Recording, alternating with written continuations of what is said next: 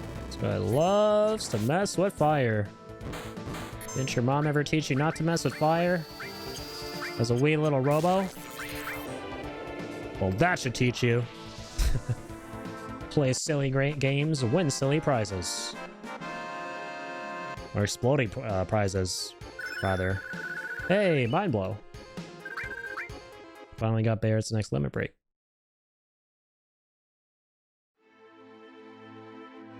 Always forget how Mind Blow works. It like siphons MP, I'm pretty sure. I never really used it a whole lot. Because it wasn't... I don't think it was damage based. I always love this shot of FF7 when they're at the end of the highway. Sephiroth is alive. I have to settle the score. It's cool how so much happens at the end of Remake without going to spoilers between fighting the Motor Ball, I think what is what his name is, the boss, and this final part right here where they're not actually on a highway but on the edge of a cliff and talking about going after Sephiroth. And that's where the game ends. Will that save the planet? Seems so. And I'm going.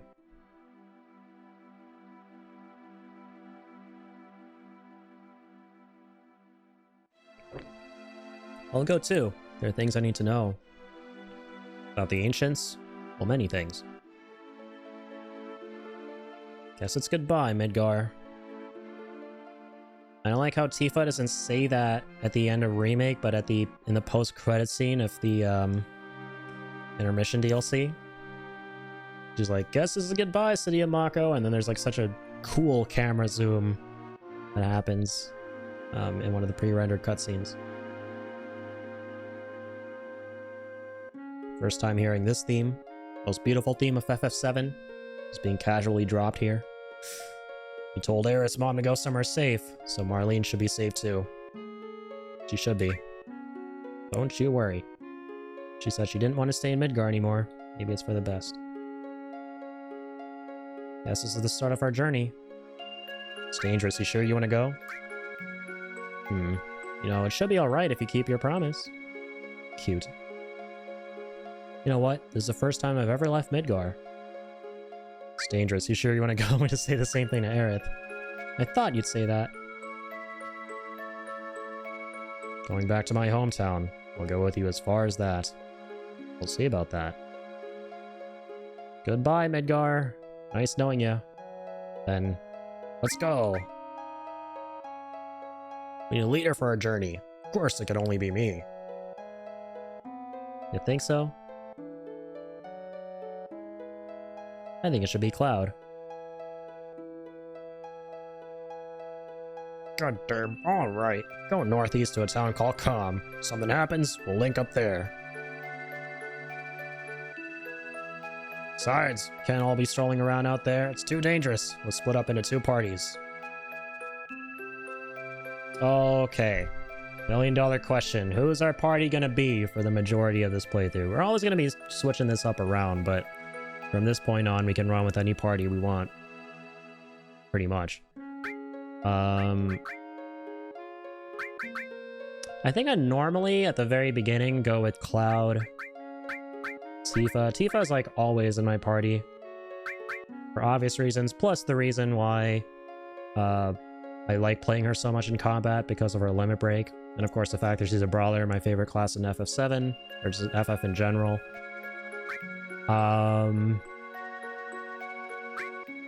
As the third, let's maybe go with Aerith. Or, I don't know. Yeah, why not? Cloud, Tifa, Aerith on this playthrough, for the most part. I'll go with the 2 gals. Thought you'd do that. Later. See y'all in a bit. But no, man, like, one of the things I'm so excited for in Rebirth is the fact that now the party are all going to be obviously traveling together. Like, there won't be this whole split up deal. Obviously, like, gameplay wise, yes, you're gonna have to like select a maximum of 3 characters to be in combat. But everyone, like, narratively on their journey is going to be together, and everyone will be able to like react to everything happening, like all the key events of the story in Final Fantasy VII, which is something that you don't really get in the original. because you're obviously limited to like the 3 characters who are traveling with you, and that kind of extends to everything in the game beyond just the combat. Like those 3 characters, or rather 2 characters besides Cloud, will be the ones who don't just fight with you, but also like react to everything happening in the story. And like only maybe during select moments in the story do all the characters show up. But yeah, for a majority of the time, it's just those 2 other characters with you. And for that reason, I like, for the most part, traveling with Tifa and Aerith, because I feel like they are arguably like the 2 most important characters to the story besides Cloud after leaving Midgar. Maybe with the exception of a couple areas here and there, like Corel and stuff, where Barrett kind of takes the front and center. But for a good like majority of the story and the key story beats and like elements to Cloud's progression as a character, they're both really important, so I like to kind of run with them. Plus the gameplay is really fun too. Alright, but here we go. Here's the beautiful open world theme of Final Fantasy VII, or the main theme of FF7 rather the overworld theme, not the open world theme, and the stuff that we're going to get to experience in Rebirth. We finally made it to that portion of the story. And so now, my eyes are going to be way more open than they were earlier. Trying to really take in all the little details of FF7's overworld, and like all the characters you meet and stuff like that. And the towns and settlements and big areas. All the above. Just so that shit can be fresh in my memory when I go into Rebirth.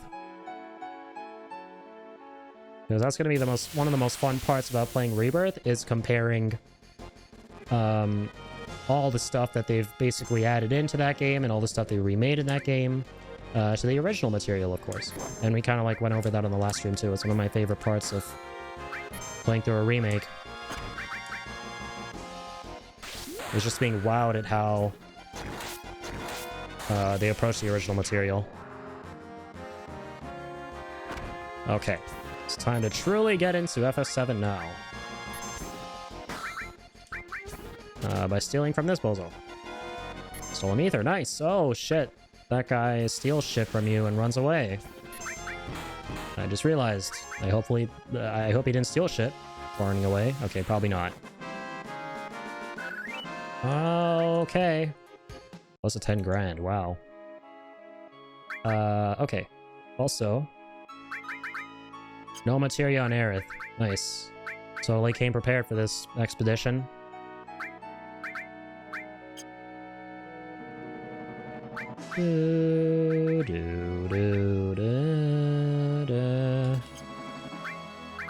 Just checking the accessories. God, I love the main theme of FF7 so much.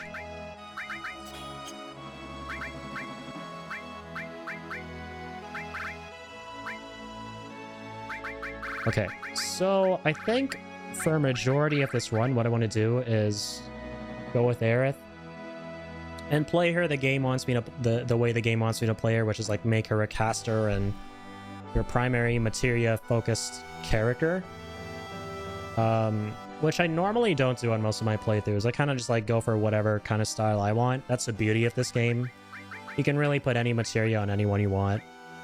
But we'll kind of go by the book-ish on this playthrough. So, yeah. Also, yeah, we're probably gonna have to give her 4 slots. Just get a big bulk of what we want on her, so...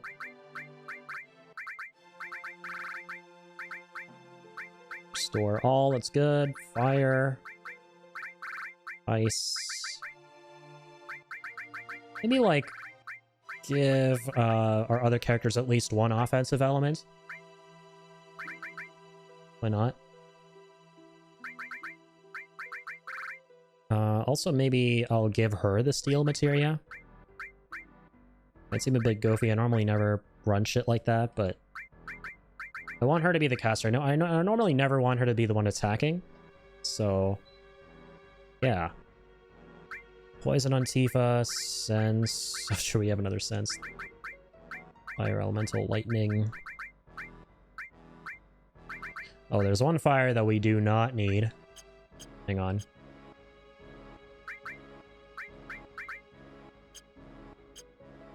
Let's remove this. Ah! Let's remove that. Where's the stronger one? Or the one closer to the next level? This one? Okay. We'll equip that. And who do we want that one on? Poison sense. Cloud has like nothing. What the fuck? I just realized he has nothing on right now. Okay, we gotta change that, buddy. Let's go ice and all. Tifa. Let's give Cloud cover, right? Poison all.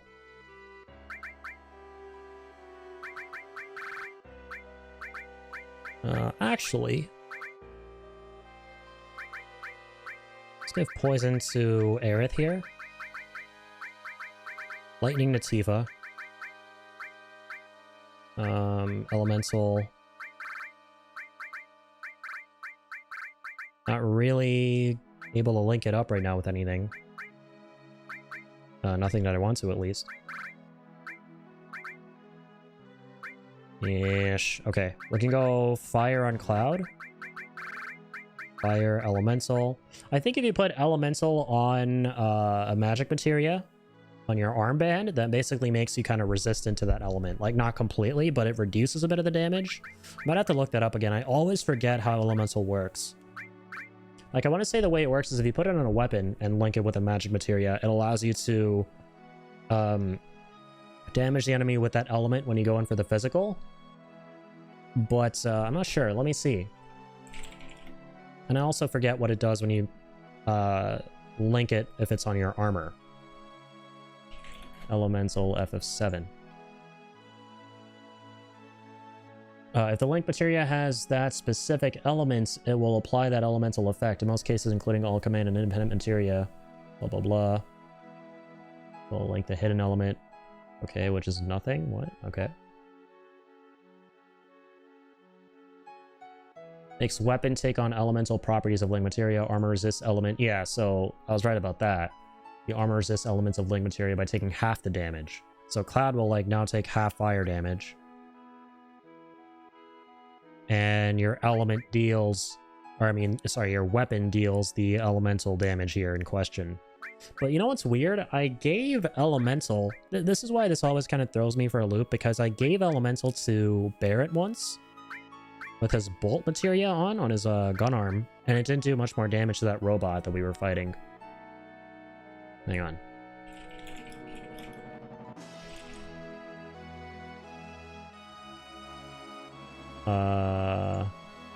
Huh. Okay, well, yeah, since I don't really see the effects usually of the element on a weapon, I'm gonna put it on the armor and take half damage. That's a little more appealing to me. It's a pretty good setup for now. Alright, lads. Let's conquer the open world. Let's conquer Rebirth territory. Let's go to Com. Time for some more of my favorite music from Final Fantasy VII. Freaking love the Com theme. And I love how in the remake you hear it so much sooner. Like, just the fact that you hear it in remake at all, which encompasses the Midgar portion, which never plays this theme. Right? So good. And from what we saw in the Rebirth footage from the trailers and stuff, they're gonna keep the same theme in Com, which I love. I was like, well, if they played the Com theme in remake before, they probably are not gonna play the same hand again here, and they might play a different track, but no, they're still playing this one, and I can't wait for it. We've reached Com. Everyone's waiting at the end. Let's go, Cloud. Okay, this is a great place for a break. Well, then I'll go on ahead. So just like the party's about to take a break, and this is about to be a flashback segment, and a pretty long one at that. Seriously, I mean, they tell you, they offer you a save slot multiple times throughout the flashback. That's how long this is going to be. I think this is a good spot for us to take a break as well. So, yeah, before I head on upstairs, I'm gonna leave you with the beautiful music of Calm. I'm gonna take a little break. I have returned. Sorry for the wait. Hopefully, the lovely music of Calm was, anything but, something that would drive you guys insane. It was, instead very relaxing, as it should be. Let's get this started. Let's do this, Nibelheim flashback part. Glad you're late. Indeed I am. I took a long-ass break just now. Yo, man, you're late. Sorry, guys. Sorry, alright? I had to go get some water. Look at this. I promise I had a good excuse. Gotta stay hydrated. Sorry to keep you waiting. Guess everyone's here now. So let's hear your story. You know, the one about Sephiroth and the crisis of the planet. Let's hear it all.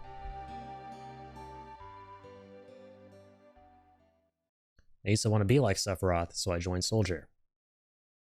After working with Sephiroth on several missions, we became friends. You call that a friend? Yeah, well, he was older than me, and hardly ever talked about himself. So I guess he'd call us war buddies, we trusted each other, until one day. One day?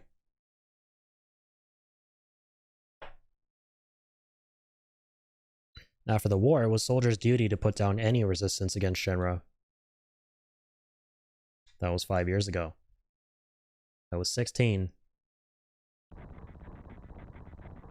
Probably one of the best parts of the game. Cannot wait for the Nibelheim flashback in Rebirth. Sure is raining hard. Says Totally Cloud. Hey, how are you doing? I'm alright. I wouldn't know. Never had motion sickness. Everything okay?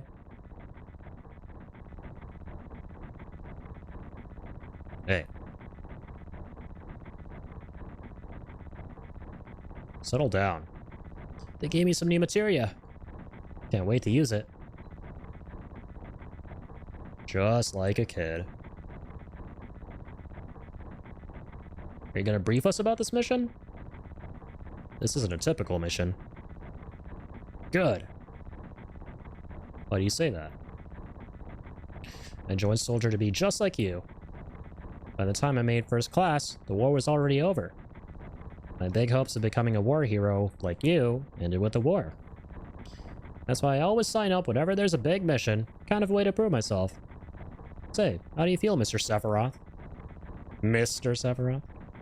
Thought you wanted a briefing? Our mission is to investigate an old Mako reactor. There have been reports of it malfunctioning and producing brutal creatures. First, we will dispose of those creatures. Then, we'll locate the problem and neutralize it.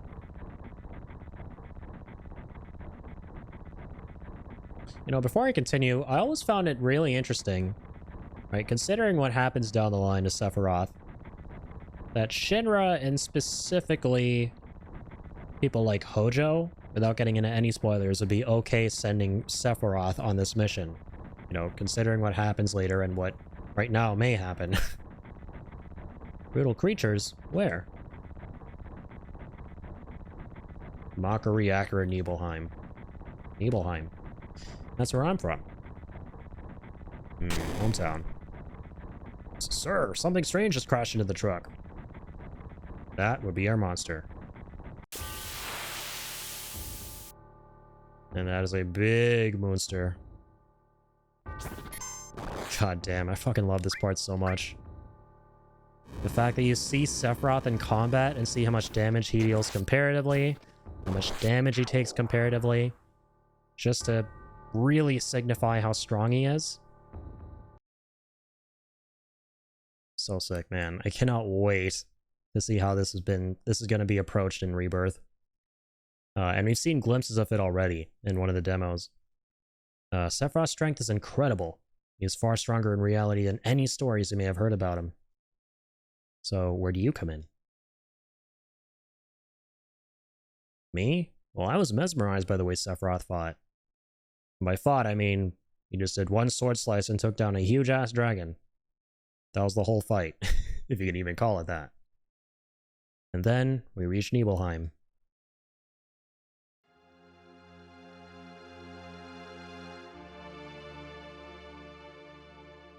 How does it feel? It's your first time back to your hometown in a long time, right?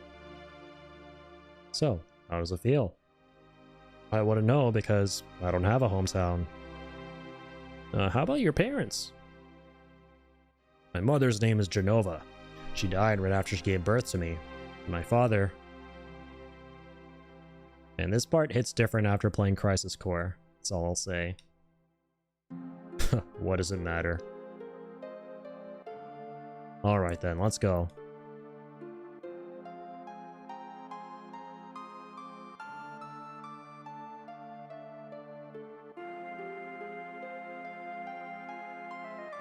What is up, funny looking Shinra grunt? You keep wandering around here and you'll get in trouble. What is up, regular looking Shinra grunt? Being on watch is so boring. Want to do what you always do? Shall we practice?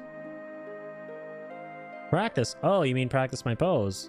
Do members of Soldier always have to worry about what others think? How did it go? Like this? Like this? Was it like this? Good job! I really don't want to be in Soldier. Damn, this Cloud seems really happy-go-lucky. It's almost like he's a totally different character. Uncle smells pretty bad here. Yo, wait a minute. Isn't that, the name of Sephiroth's mother? I remember Genova. That's the damn headless spook living in the Shinra building. That's right. Barrett, would you please let us hear what Cloud has to say? You can ask questions later. Tifa, I was only... Okay, Cloud, continue. The childhood friends reunite. I love how Aerith is just happy to be listening to an interesting story here, and Tifa is kind of scared shitless right now. You know, like the dichotomy between what they're feeling is so amusing right now when you know what's happening in the story. I was really surprised with Tifa. The town was quiet. Everyone must be in their houses, afraid to come out because of the monsters. Oh, maybe they're afraid of us. We leave for the reactor at dawn. Make sure you get to sleep early.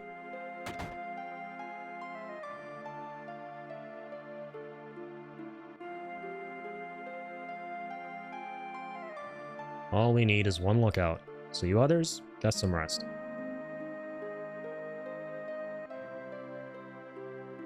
Oh, and you have permission to visit friends and family if you wish.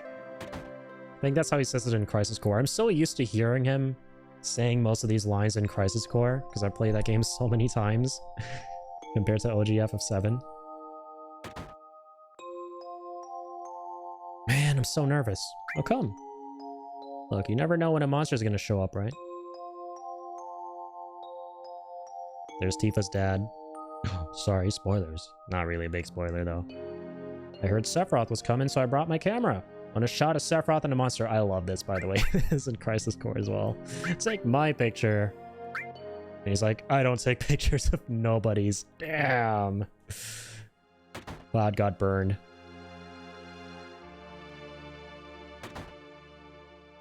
You need like a whole ass Nordic ice bath after that burn. Don't know if I'd be able to recover. Is Shunra here to get rid of the monsters? So this is Zangan, I think. And who are you? I'm Zangan. I travel around the world teaching children martial arts. I cannot wait to see him in Rebirth. I'm pretty confident we will, right? Kind of a shame that they cut him out of Crisis Core. I have 128 students all over the world. In this town, a girl named Tifa is my student. She's Tifa's teacher. Did you say Tifa? Tifa has a good sense. She'll be a powerful fighter. Yeah.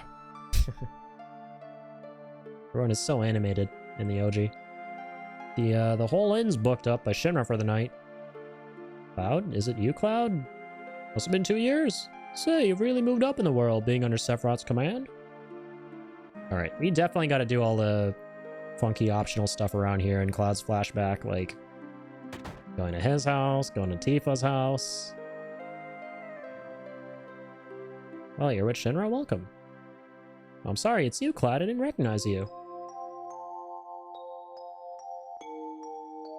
Shinra? Shinra? That's cute. Soldier? Salsa? Are you gonna kill the monsters? Are you going to? Adorable. Little bro trying to be like the big sis. Hopefully nothing bad happens to these kids. It would be a damn shame. And to everyone here for that matter.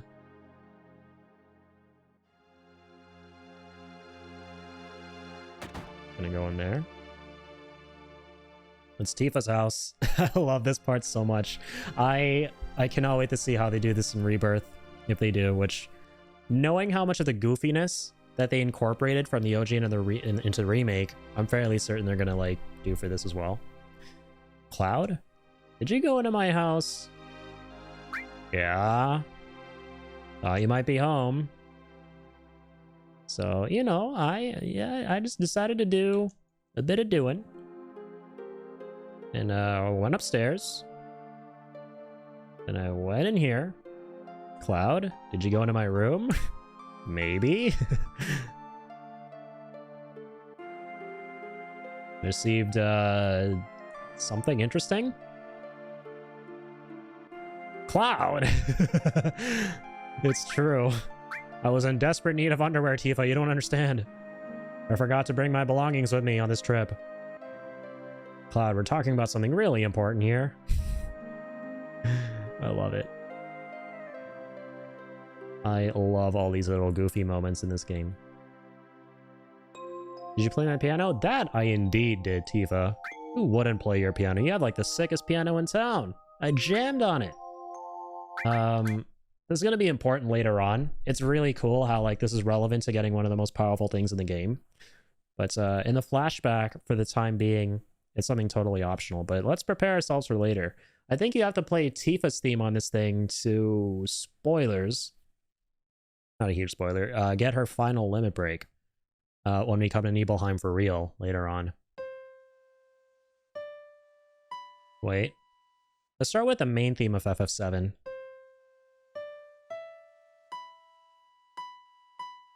Oh, nice. Wait.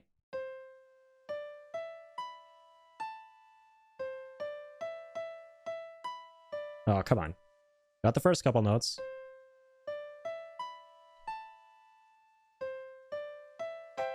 Oopsies.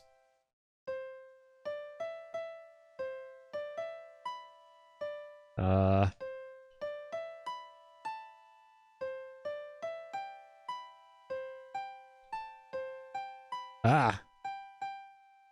Da da da da da.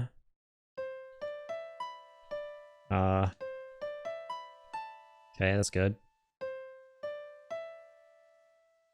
Nice. Oh. Okay, got the whole thing. I got the basics down.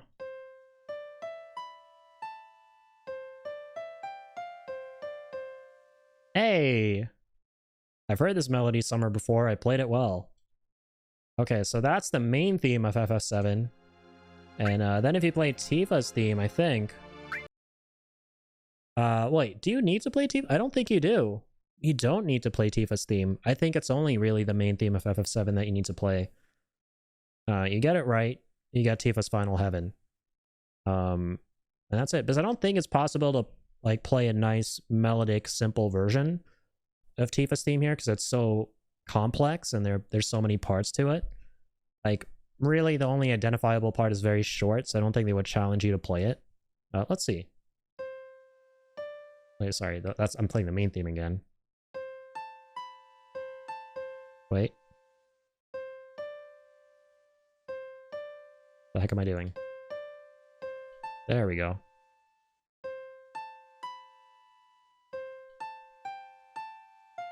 Oops.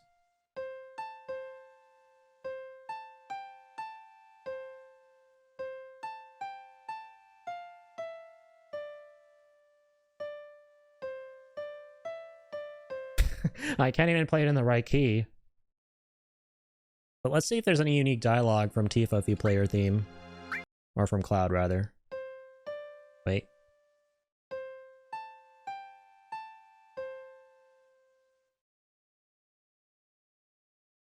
Does it say anything? No. It's only if you play the main theme of FF7. I gotta look up if there are other themes you can play to get more dialogue out of Cloud. As far as I know, I think it's only the main theme that you have to play over here to get unique dialogue, and later on in the game to get her final heaven. Fun stuff. Cannot wait for all the... I completely forgot, by the way. Rebirth is bringing back the piano not only here, but in so many parts of the open world. In different towns and settlements and stuff where we can play it. And there are different, like, mini games within the piano playing where you can, like, try and play perfect versions of the different musical themes there are throughout FF7 and try and get all the notes right for a score and rewards, and it's going to be so good. I cannot believe what I was seeing with all the Rebirth footage.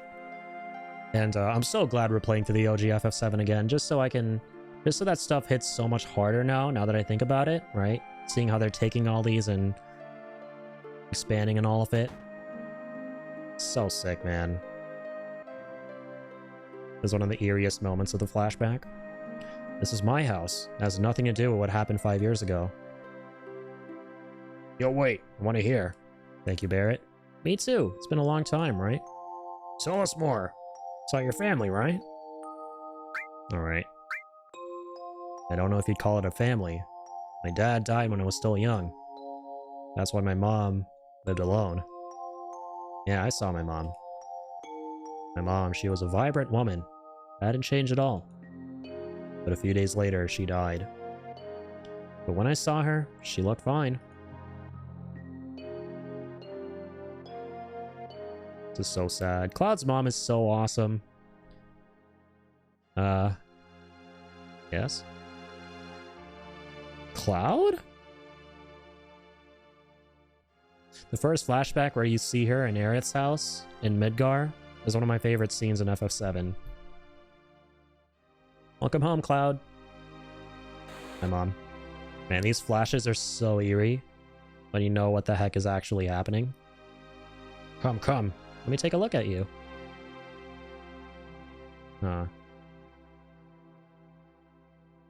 It's incorporating new parts of the flashback we already saw in Aerith's house. He looks so handsome.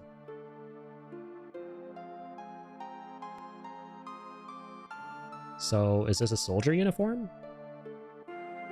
Oh my. Okay, man, that's crazy. Like the part where it cut to like here with the white flash actually makes so much sense why they place it right after she said that line. I never really clued in in that fact before when I played this game. Mai, how you've grown. But the girls never leave you alone. Oh, really? And this is the one that we saw before. I'm worried about you. There are a lot of temptations in the city. It'd be a lot better if you just settled down with a nice girlfriend. I'm alright.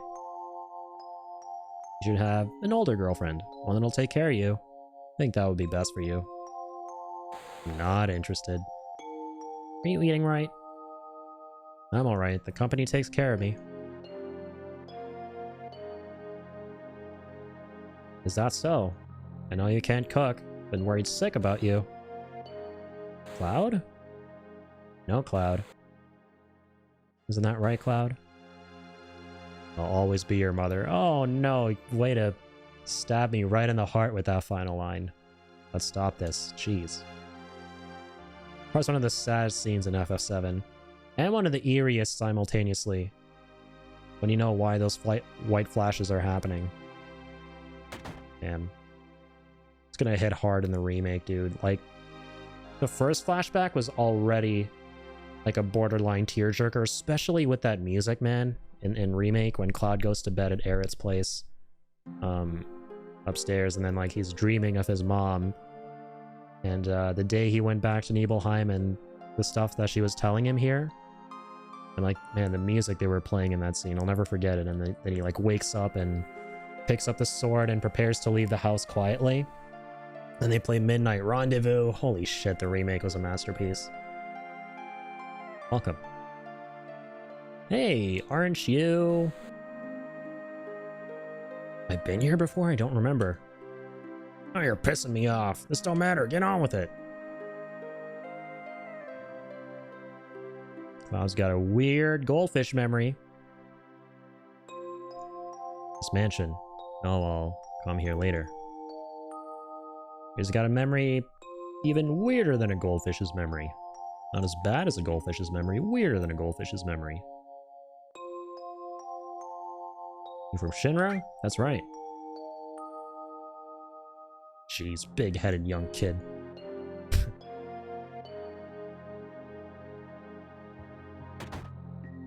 Let's go in here. Let's go upstairs. Let's go talk to Sephiroth. What are you looking at? The scenery. I feel like I know this place. You have an early start tomorrow. Should get some sleep soon. Yeah, let's hit the hay. I've hired a guy to the Mako reactor. I've heard she's young. I hope we can rely on her. On the expedition to the Mako reactor, I have to show you guys, without going into spoiler territory, I still gotta show you guys this one cool thing. One of the coolest details in this game that has a little bit of like epic foreshadowing to it. Once the guide gets here, we're heading out. And this little detail that we're gonna look at, I never noticed it until my playthrough after the last one you did 4 years ago. The playthrough after that one off stream that I did. I noticed this, and it's something to do with what you have in your inventory. It fucking blew my mind, right? And I realized it without... Okay, I'm just gonna, like, wait until we get to that part to talk more about it. Listen to me, Sephiroth. In case something happens. Trust me. I'll be alright, Pops. I have 2 men from Soldier with me. I'm Tifa. Nice to meet you. Tifa? You're the guide? That's right. It so happens I'm the #1 guide in this town. Wow! These two are childhood friends. They haven't met each other in forever. And they had such a heartfelt moment before Cloud parted and, you know, left town and went to Midgar. So why the heck are they not greeting each other like 2 normal people would? What is going on?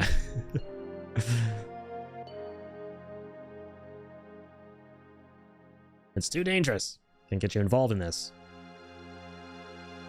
There's no problem if you protect her. Let's go. Mr. Sephiroth, please let me take 1 picture for a memento. Tifa, can you ask him for me too? Something's Uncanny Valley.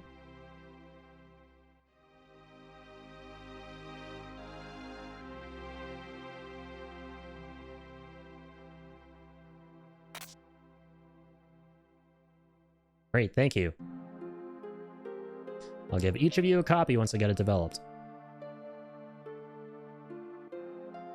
The Mako reactor was built in Mount Nebel.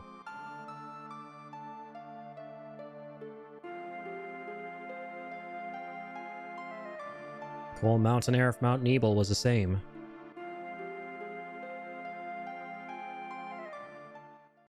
God, Mount Nebel is so eerie looking.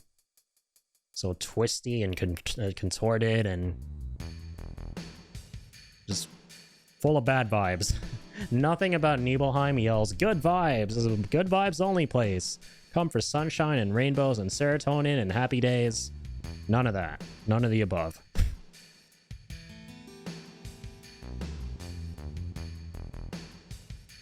One thing I'll say about Final Fantasy VII's world, might be my favorite game of all time, but with the world I would never want to retreat into. Like if you ask me, oh hey, what's one fantasy world you want to retreat into and leave the real world for it? I would not, even though FF7's like my favorite game ever, my favorite cast of characters and everything, and one of my favorite settings, I would, like, the hell no, I am not moving to that location, man. I'm not moving to the world of Gaia and FF7. That's harder from here. Follow me. Will do. Matter of fact, that's a good question. Like, I've never really given that much thought. Like, if there was one game world or fictional world that I would like to live in or would prefer to live in, which one would it be? I actually don't have an answer to that. I've thought about, like, I thought about it before once, but I wasn't able to come up with an answer. Like, I realized, like, a lot of game worlds are actually pretty not chill to live in. You know? They're full of, like, beasts and monsters, and if you're a normal dude, you're kind of screwed. Like, unless you're, like, main protagonist material, you're not going to do too hot. Oh no, the bridge!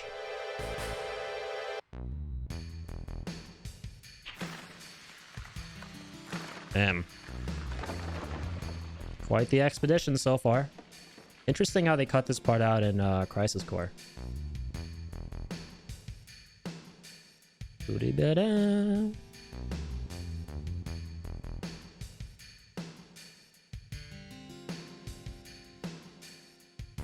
Everyone seems to be alright. We'll be able to get back. These caves are intertwined, like an ant farm. Oh, and Sephiroth, one person seems to be missing. It may sound cruel, but we've no time to search for him. We can't go back, so we must go on. We'll travel together from here. God bless this Sephiroth. He had a good heart once upon a time in Hollywood. Okay, but here's the detail, right? And no, it's not the fact that Cloud has blue eyes. Dude, hang on. The materia that Cloud has on, he only has one materia slotted in his Buster Sword, and it is a preemptive materia, which increases the rate of preemptive attacks. So preemptive is based on attacking an enemy from behind, right? And approaching an enemy from behind in combat. And for those of you who know about how Sephiroth is, or someone, I'll put it that way. For those of you who know who someone is approached, or how someone is approached, a certain someone is approached, for those of you who know, you know. This is such a cool detail. This is such a cool detail. That's all I'm gonna say. It's like, it's not even foreshadowing. It's like, if you know what's gonna happen and you play the game again and you catch on to that, it's like a really cool little nudge and reference to what happens. What's this? Mysteriously colored cave. Must be the Mako energy. This mountain is especially abundant in it. That's why the Mako reactor was built here.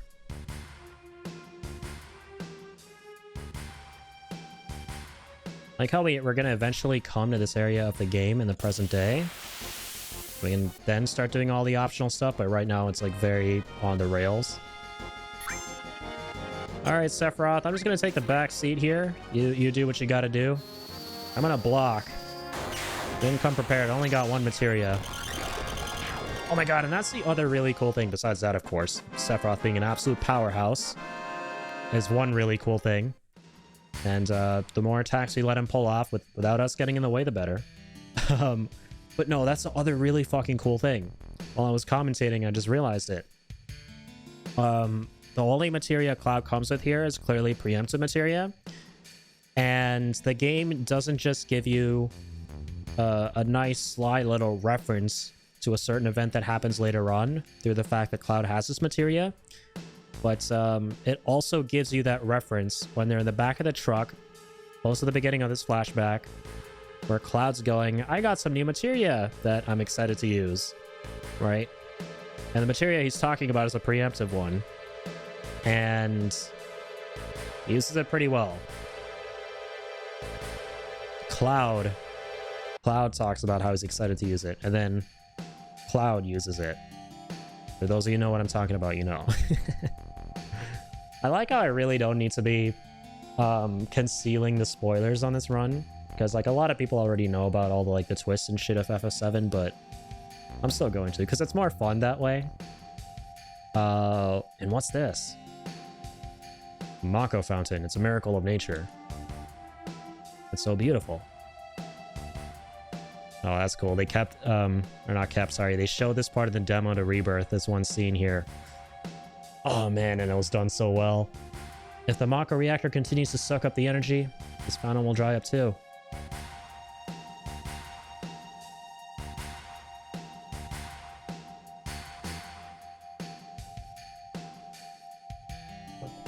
Materia. When you condense Mako energy, materia is produced. It's very rare to see materia in its natural state.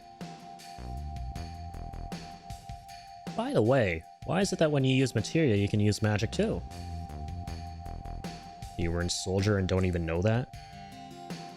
The knowledge and wisdom of the ancients is held in the materia. Anyone with this knowledge can freely use the powers of the land and the planet. That knowledge interacts between ourselves and the planet, calling up magic, or so they say. Magic. Mysterious power. Can I say something funny? A man once told me never to use unscientific terms like mysterious power. It shouldn't even be called magic. Still remember how angry he was. Who was that? Hojo of Shinra, an inexperienced man assigned to take over the work of a great scientist. He was a walking mass of complexes. The Mako Fountain. So this is where the knowledge of the ancients is. Learn the lore about materia. Up, up, up, up, up.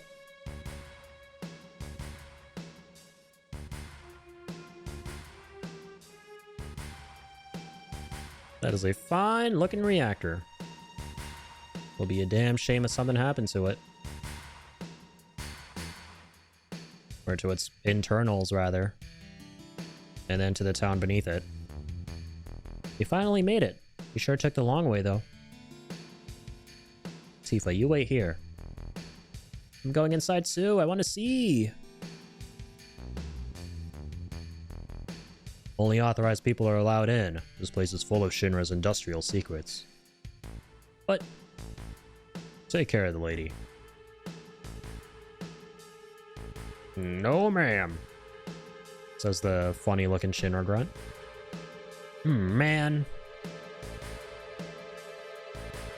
Better take real good care of me, then. Alright, here we go. I like how in the OG they have to climb down these chains. I wonder if it's going to be like that in Rebirth. Right? I wonder how much...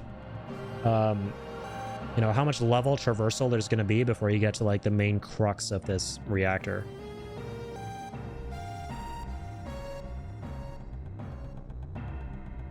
Friggin' love the design of this level, though, in the OG, man. It has this menacing redness to it. This is Genova, right? It won't open. I don't know why, but the redness of this level, the aesthetic of it, reminds me of those old DualSense controllers for the PS1 and 2 that were red, and you could, like, see through them and see, like, the circuit boards and stuff like that, and, like, the internals. I don't know why this reminds me of that. Probably because it's, like, from around the same era. And it has that kind of red, that menacing, darkish red. I don't know if what I'm saying even makes any sense. I don't know if you guys know what I'm talking about. This is the reason for the malfunction. This part is broken. Close the valve. Will do, sir. Gonna walk, because I look cooler walking in this reactor than when I'm running.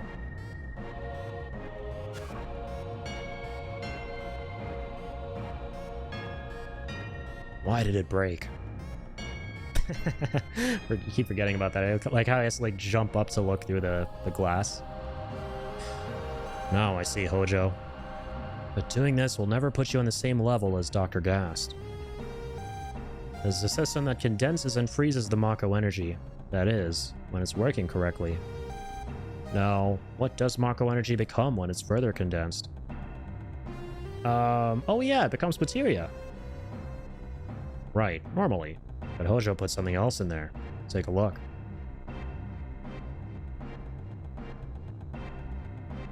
Not sure I want to look.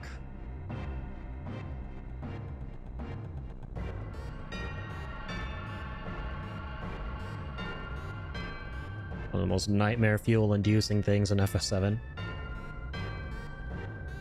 What the hell is that? Normal members of Soldier are humans that have been showered with Mako. They're different from the others, but still human. But then, what are they? They've been exposed to a far higher degree of Mako than you. Is this some kind of monster? Exactly. And it's Hojo of Shinra that produced these monsters. Mutated living organisms produced by Mako energy. That's what these monsters really are. Normal members of Soldier? I mean, you're different? Sephiroth. No. Was I? Sephiroth, friendly fire. Was I created this way too? Am I the same as all these monsters? Sephiroth. You saw it. All of them are monsters. Or humans. Human? No way. Ever since I was small, I felt that I was different from the others. Special in some way. But not like this.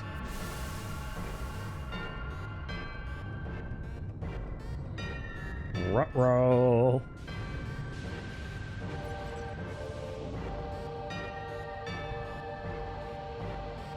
Like his orange pants.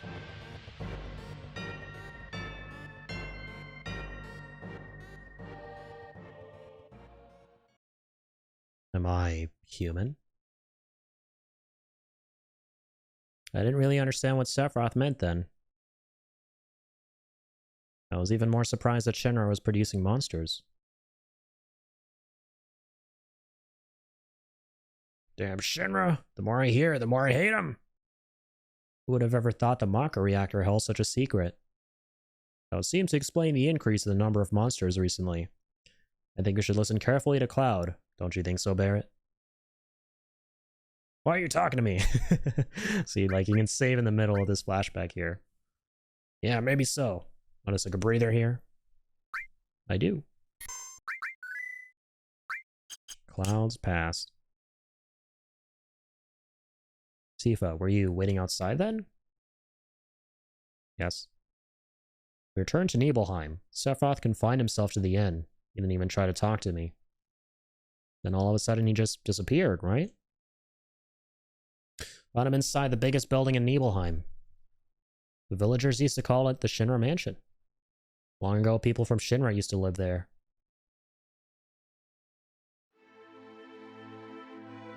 Poor Sephiroth. Well, good thing in the OG, a weird dumbass wielding a dumb apple didn't have to explain all that to Sephiroth and add salt to the wound. For those who know what I'm talking about, you know.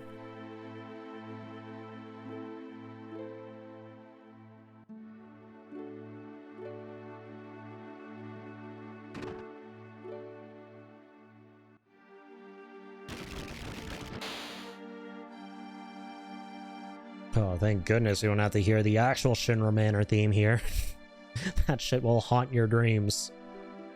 I repeat, it will haunt your dreams. Do not play Final Fantasy VII at 3 in the morning, for those of you who haven't played it, if you're at this part of the game in the present day section, where you have to hear what the main theme of this place actually is. That's all I will say.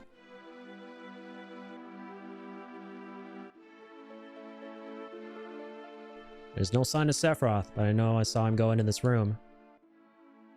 Did you now? Let's investigate.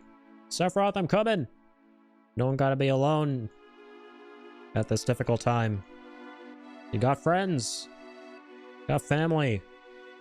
You even got your dad potentially behind a door here somewhere. What? Sorry? Coming through, Sephiroth. An apparently dead organism was found in a 2,000-year-old geological stratum. Professor Gass named that organism Genova. X year, X month, X day. Genova confirmed to be an ancient. X year, X month, X day. Genova project approved. The use of Mako Reactor 1 approved for use.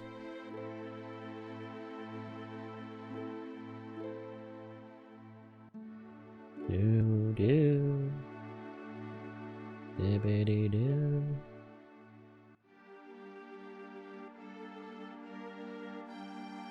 My mother's name is Genova. Genova Project. Is this just a coincidence? Professor Gast. Why didn't you tell me anything? Why did you die? God damn it, Professor Gast. Well, he died for a very sad reason. He was a good man. Let me be alone. Okay.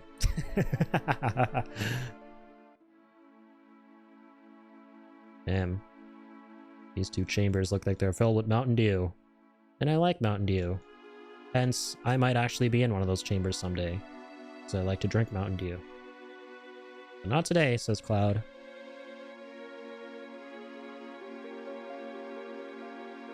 Sephiroth didn't come out of the Shinra mansion.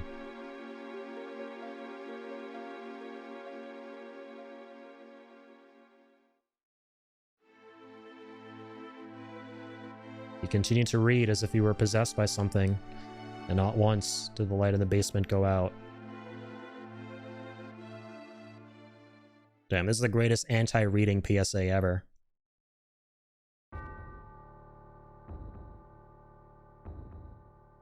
I love this theme so much. It's so eerie, man. In my opinion, this is Sephiroth's real theme, right? One-Winged Angel is incredible and all, but this to me is his true main villain theme. So good.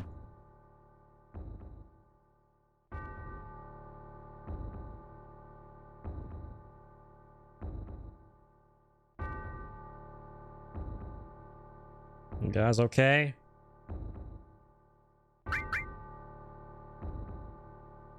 Sephiroth, you would never do that. Well, you sure do have faith. Damn right I do. I'll prove to you why Sephiroth's a good man. Don't you worry. I'm gonna go check on him right now. Sephiroth seems different? You mean he's even a better man than he was before? Love to hear it. You read a lot of books. That means he must be very intelligent. And people who are intelligent are always amazing people, right? That's how that works.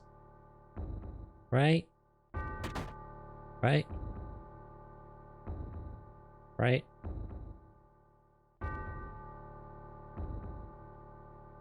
Right? Who is it? Traitor. Traitor? You ignorant traitor. I'll tell you. This planet originally belonged to the Cetra. Cetra was an itinerant race. They would migrate in, settle the planet, then move on. At the end of their hard, long journey, it was said they would find the Promised Land and supreme happiness. But those who disliked journeying appeared. They stopped their migrations, built shelters, and elected to lead an easier life. They took that which the Cetra and the planet had made without giving back one whit in return. Those are your ancestors. Sephiroth. Long ago, disaster struck the planet. Your ancestors escaped. They survived because they hid. The planet was saved by sacrificing the Cetra. After that, your ancestors continued to multiply. Now all that's left of the Cetra is in these reports. What does it have to do with you? Don't you see? An ancient named Genova was found in a 2,000-year-old geological stratum. The Genova Project. The Genova Project wanted to produce people with the powers of the ancients, or the Cetra. I am what was produced.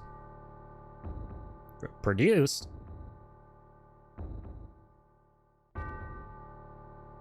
Yes.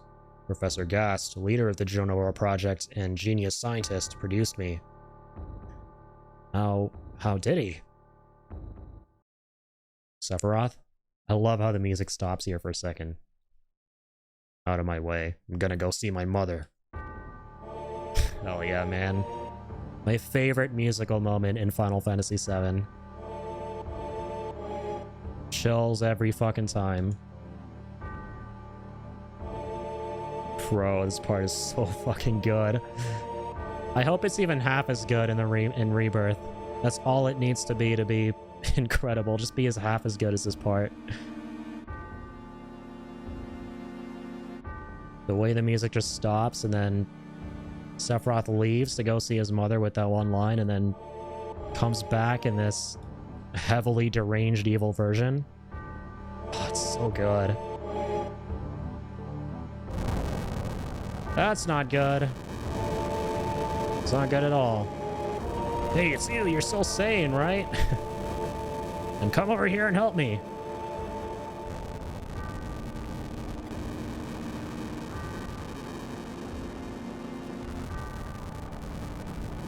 Well, check this house. Check that one over there. Will do, senor. What happened to you, funny-looking Shinra grunt?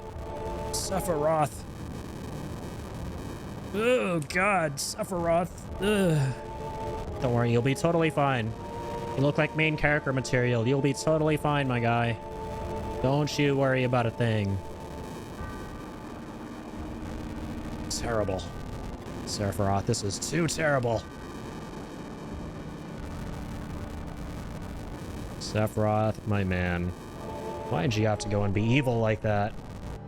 Based on information that isn't exactly the epitome of accuracy. Most iconic shot of all time in video games.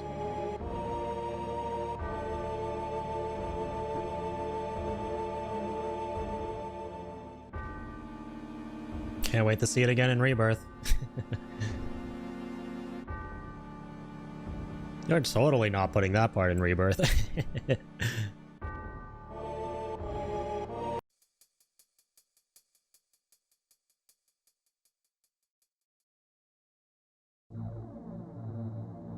Alright. Time for shit to hit the fan. And bodies to hit the chains. Yo, Legendary, how's it going, man? Thank you for dropping in. Hope you're doing well. Hope you're having a great night. Playing some more FF7 today. Papa. Sephiroth? Did Sephiroth do this to you? Sephiroth, Soldier, Maka Reactor, Shinra. They hate them all.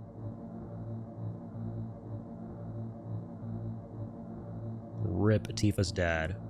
Never got his photos developed. Maybe in the next life, brother. Yanova. Mother, I'm here to see you. Please open this door. How could you do that to Papa and all his house people? Curse you!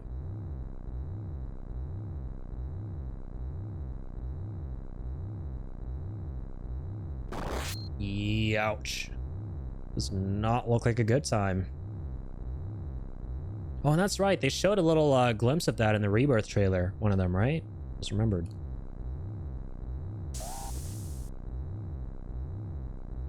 Tifa! God damn you, Sephiroth. You'll pay for this.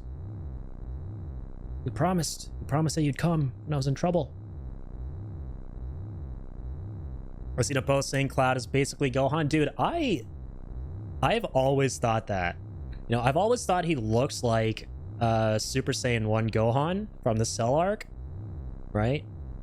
And I'm not surprised in the slightest, because it's highly possible that the developers behind Final Fantasy VII took a lot of inspiration from Akira Toriyama's character designs, because they worked with him on Chrono Trigger, didn't they?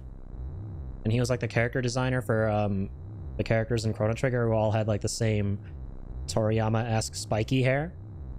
So I would not be surprised in the slightest if that was like the reason why so many of these characters bear like, or maybe just one character, that being Cloud, bears like an uncanny resemblance to Gohan.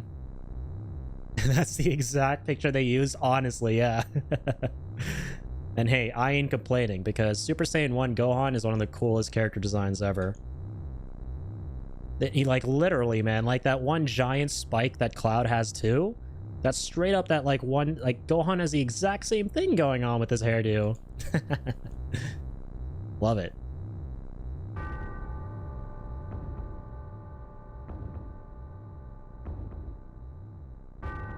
The spooky bells have returned once again to haunt our dreams. And the cool version with the chanting. Fucking love this theme. Mother, let's take back the planet together. I've thought of a great idea. Let's go to the promised land. Sephiroth. My family, my hometown. How could you do this to them?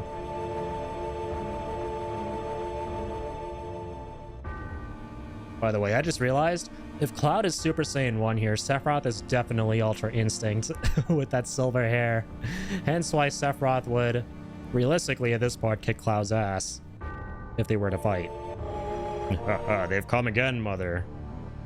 With her superior power, knowledge, and magic, Mother was destined to become the ruler of this planet. But they...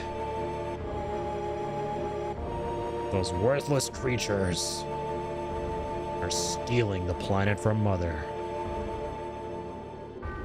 But now I'm here with you, so don't worry.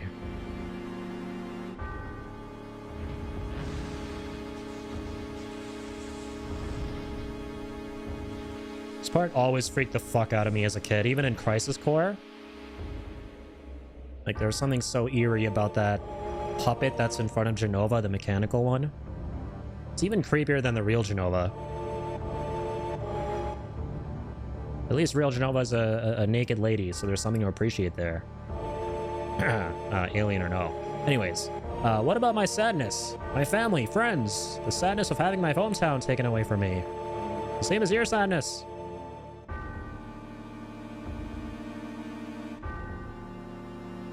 My sadness. What do I have to be sad about? I'm the chosen one. I have been chosen to be the leader of this planet. That line goes so hard. Even in Crisis Core.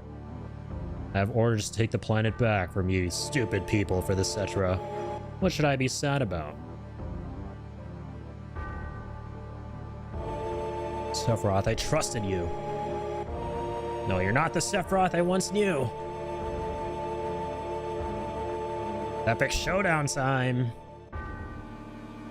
Or is it? Da da da. And that's the end of my story.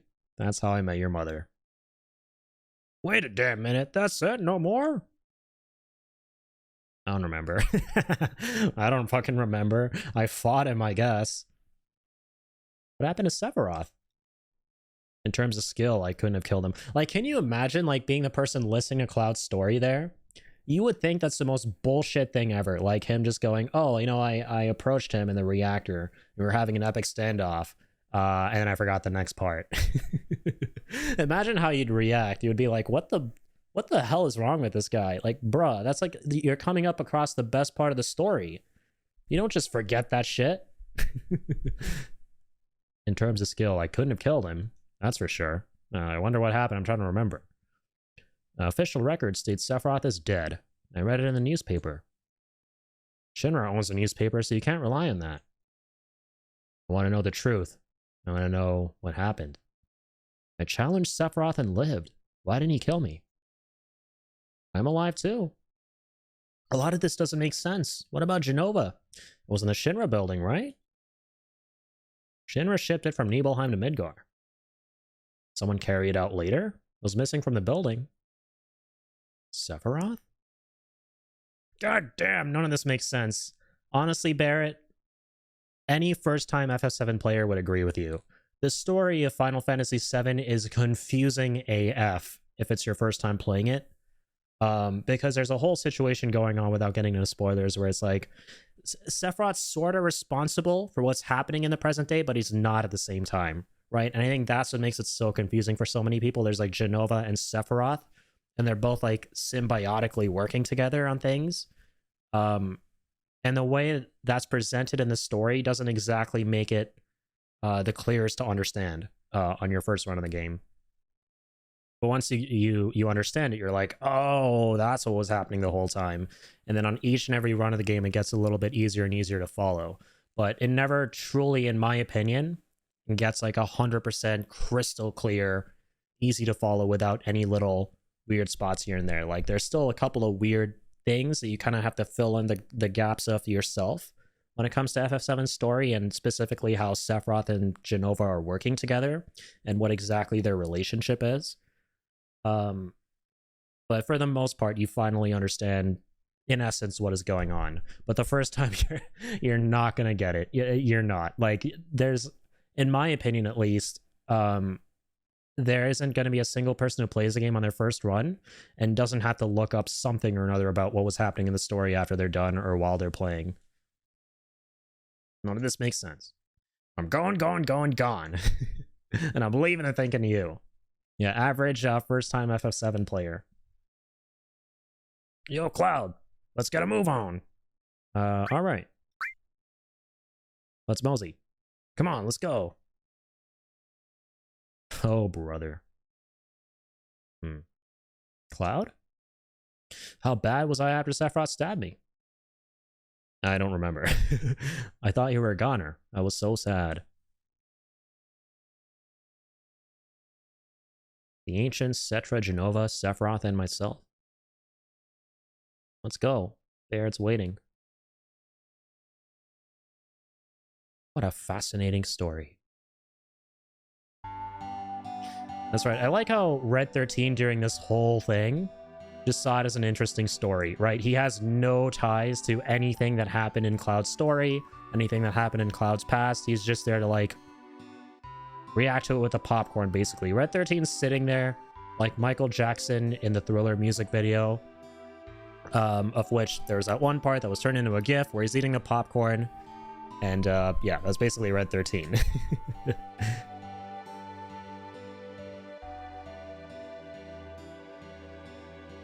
Yo, Cloud, here. Receive a PHS. Changing party members. Access the menu, select PHS. We got a little flip phone, guys. PHS will put us in constant contact with each other. Alright then, we're moving out.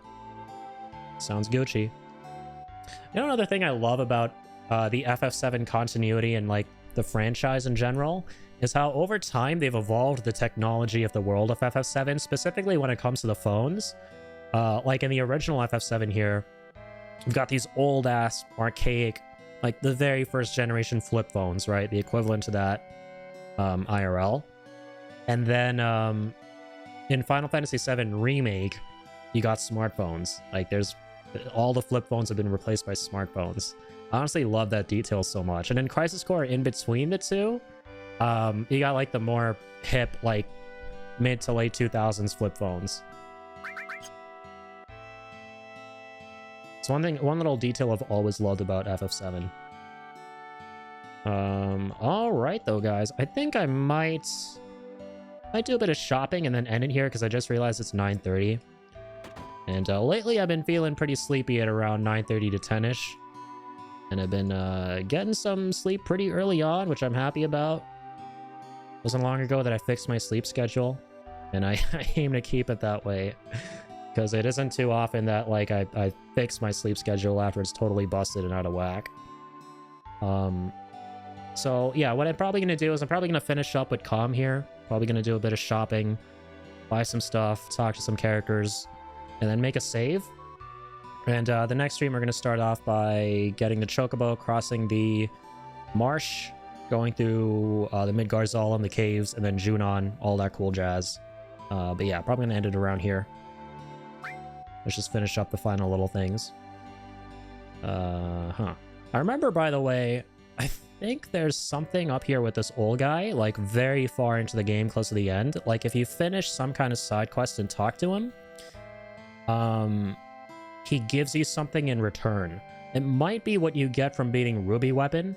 It might be the Chocobo Feather, I don't know. And you give him the Chocobo Feather and he gives you a golden Chocobo? Doubt it, though. Got my health and enough to eat. All's well. Yeah, no hints either. I remember talking to him and getting something in return. Gonna have to look into what that is, though. I forgot.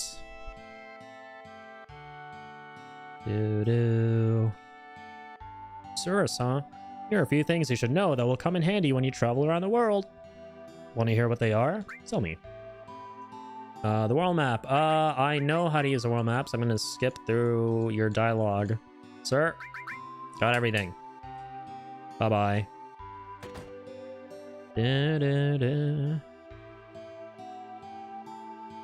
Just gonna check out all the secrets. I forget all the secrets in COM, or really every location in FF7 for that matter. Ooh, Peacemaker. That's a gun for Vincent. speak of the Nibelheim-ism. Once we get to Nibelheim, we can finally give Vincent his good. I grew up. I'm gonna be a soldier. That's why I'm trading hard now. Trust me, kid. Better off not joining. My older brother's so stupid. He's so embarrassing. I could just puke. I mean, that's one way to put it. You're on kind of the right track there. But I wouldn't really describe him like that. That's kind of some bad energy right there. But yes, you should keep him away from that nasty soldier business. I'm all for supporting kids' dreams and encouraging them to follow their hearts. But some paths your hearts should not follow. Could have said that in a much more meaningful way. But whatever, you guys know what I mean. I'm kind of good in the items department. Actually, you know what? Might buy a couple of Phoenix Downs if he has some of those available.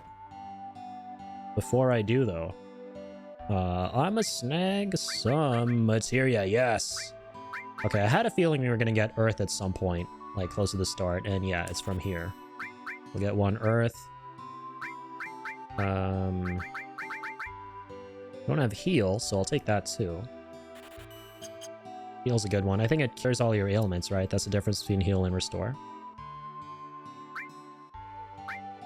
And got the store here. Cannonball, Mithril Claw, Mithril Armlets. Okay. Let's buy some weapons. Full Metal Staff. Yeah, one Mithril Armlet's fine for Aerith. We can sell off our old shit too.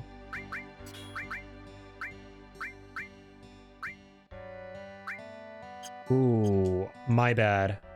It's not that we were missing a Mithril Armlet, it's that we didn't have it equipped on her because we didn't want to have it equipped on her. Yikes.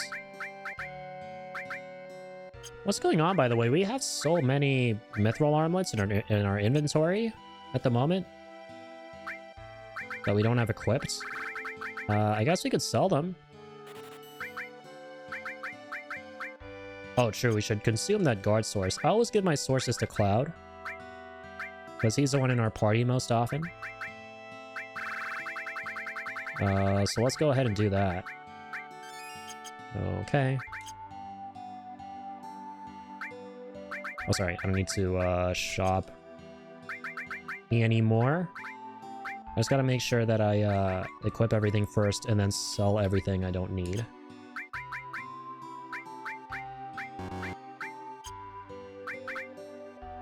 Normal growth. I can't wait to get like the double growth and triple growth weapons and armor slots. Or armor pieces, sorry. Those are really good once you get them. Alright, let's give her heal. Let's give her earth. Oh, Cloud has a lot of free slots. Nice. That's cool, though. Let's sell some stuff and things, ladies and gents. Guard stick, we don't need that. Pretty sure we have a second hard edge, don't we? Yeah, we don't need the second one. Oh my gosh, you got 750 for it? It's a good thing you sold the second one. I remember I was wondering out loud, I was like, how much are we gonna get if we steal a hard edge and sell the second one? Quite a bit, clearly. Okay, that's good. I'm very happy with my shopping spree, ladies and gents. Anything else? Oh, that's the same store. My bad. Alright, well, let's talk to everyone. Everyone we haven't talked to yet. Oh wait, this guy talks about Mithril Mines, it's cool. My old man was a miner, but he couldn't go to work after monsters started appearing in the Mithril Mines. All he does is sit around getting drunk in the bar. Well, it's time to go kick that monster ass. Oh, sorry, never mind, this is the bar. I always keep on forgetting that this little archway I'm going through is going to take me to a bar and not just make me exit the place. I keep thinking to myself on every playthrough that's an exit. Stay out of the kitchen. Sorry, Queen I wannabe. It seems there was this group called Avalanche running around, but I guess Soldier finally wiped them out. Yeah, he used to work in a mine down south called Mithril Mine. But a while back, monsters started appearing. After that, business went to pot, and now I spend the days here drinking. It's kind of cool how the game gives you hints about where to go next over here, like every Final Fantasy game does. I never really... I mean, I've always kind of known where to go next in Final Fantasy VII. But yeah, it's cool to see the little spots where the characters give you the hints, you know? Never really clue into those, because that's the thing in every game. Where terrorists bombed a reactor. I hate it. Thanks, I hate it. Yeah, anyways, guys. Yeah, I think the exit I was thinking of was up here, right? Or not? I swear there's like a way to... Am I just remembering wrong? Like, I remember wrong every time, I guess. Keep thinking there's a way to exit, Calm from the other side. Guess there ain't though. Listen to me. Just now, some guy in a black cloak walked east towards that grassy field. Oh, here's the biggest hints of all about where to go next. He's got this killer sword. It looks real scary. That's totally not Sephiroth or a Sephiroth clone. Anyways, guys, another great day of streaming. Like I said, we're probably going to end it here. Like my party still, Cloud, Tifa, Aerith. We're probably just going to run with the classic combo of these three. I think most people do anyway, right? Cloud, Tifa, Aerith. I think on my last playthrough, I'm trying to remember early on, I was running Cloud, Tifa, and Red. Just because Red is the bestest boy. Red's always fun. And on my last stream through of this 4 years ago with all the character mods and stuff, like the model swapping mods and everything that we did, I think I was running like closer like towards the mid game and then further on until like the end game and stuff, basically for a bulk of the game. I think I was running Cloud, Vincent, and Tifa, because Vincent's also insanely fun. I think Tifa and Vincent are the two most fun characters in the game. But simply because I did that last time and I don't want to like do the same thing again, I'm probably not going to play Vincent. It's going to be hard resisting that, because goddamn, Vincent's so satisfying to play as, especially when you get the Sniper CR and Death Blow and spam that, and his transformations, even though they're wacky and not in your best interest gameplay wise because it messes you up and he has a will of his own. Yeah, man, Vincent's just a fun time for me for some reason. He's just a cool character. I don't think that's I'm alone when I say that. But yeah, we're getting ahead of ourselves. We'll cross that bridge when we get to it as to who to play. But yeah, for now it's probably going to be Cloud, Tifa, and Aerith for a good bit. But yeah, anywho's, that's the stream for tonight, guys. Thank you all so much for tuning in again. Legendary, Ingenious, I appreciate you guys. Thank you for the company. And yeah, I should be back tomorrow. I'm thinking what I'm going to be doing for the most part this month. I want to try this out as best as I can. Is do 3 streams in a row daily. So every day 3 streams. And then take the subsequent 3 days off to work on my video, which is the 2023 rankings video that I'm currently working on. And then come back to this, and then so on and so forth. So kind of alternate 3 days between playing this, 3 days between 3 days between playing this and working on the video. So yeah, I'm probably gonna do another stream tomorrow of this. Once again, probably a nice, you know, like 4 to 5 hour stream or something. Because yeah, I realized we streamed for almost the exact same amount of time yesterday too. Try that again for the 3rd day. And then after that, probably take 3 days to work on the video. And yeah, then repeat the process, like I said. So, should be a good time. Let's end it here on the coolest of notes with the epic main theme of Final Fantasy VII. And I'll catch you guys next time. Stay happy, stay healthy, stay positive, and as always, keep on keeping on, folks.